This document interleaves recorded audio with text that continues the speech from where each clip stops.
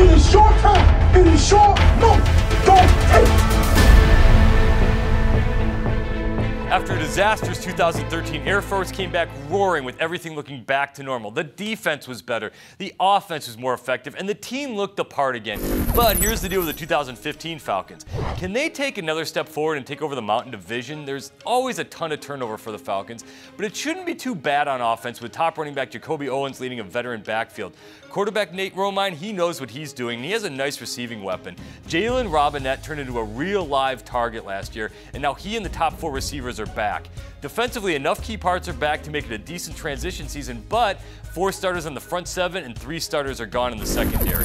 The Falcons need to run well, and they got to stop the run to win. That's what they do. 2 years ago, they were run over for over 3,000 yards and 41 scores, allowing more than 5 yards per carry. Last season, they gave up just 1,763 rushing yards and 17 touchdowns, and surprise, surprise, the results were a whole bunch better. So, can they build off of last year's success?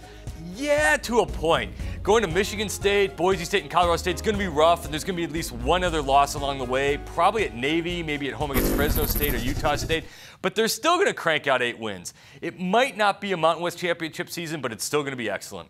I'm Pete Fiutak. To dive deeper into the 2015 Falcons, check out the written preview on Campus Insiders.